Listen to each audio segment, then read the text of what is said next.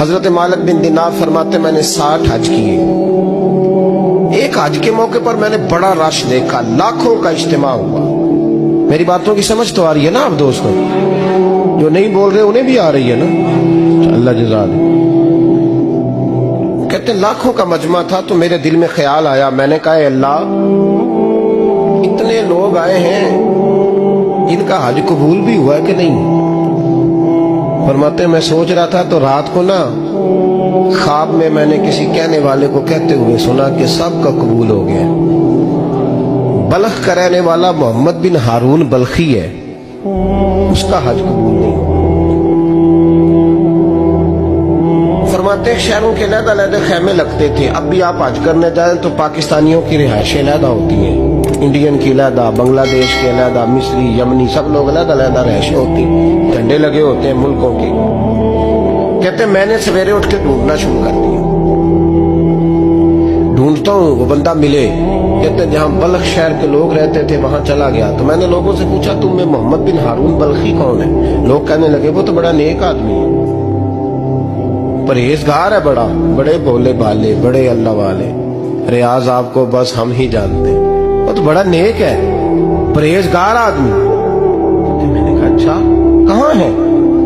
उन्होंने कहा पहाड़ के पीछे उसने खैमा लगाया हुआ है, सारी रात इबादत करता है, सारा दिन रोजा रखता है, कायमुल लैल है, साइमुद दहर है। क्या बात?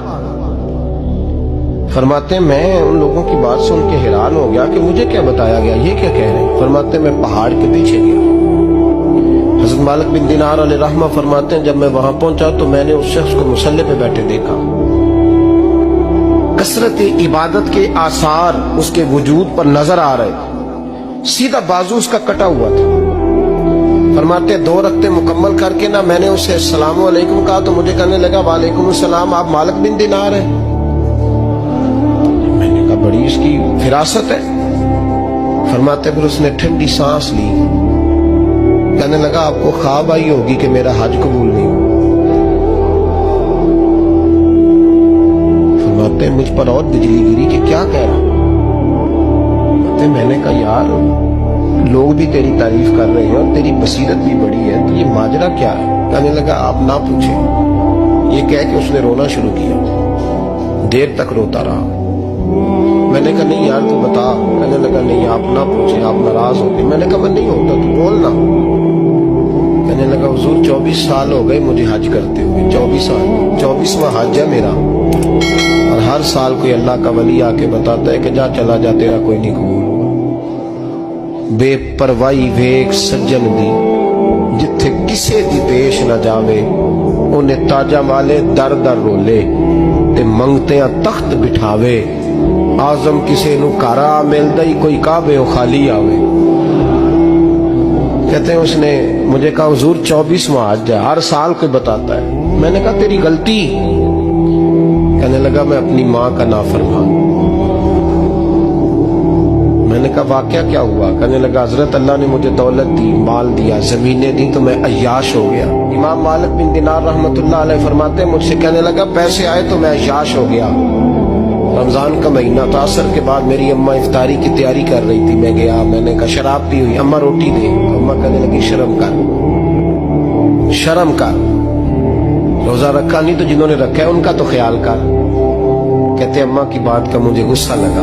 मैं कहा करता हूं बदनसीब है वो बेटा जिसका बाप उससे बात करते हुए डरता है कि पता नहीं कहां से बोलेगा।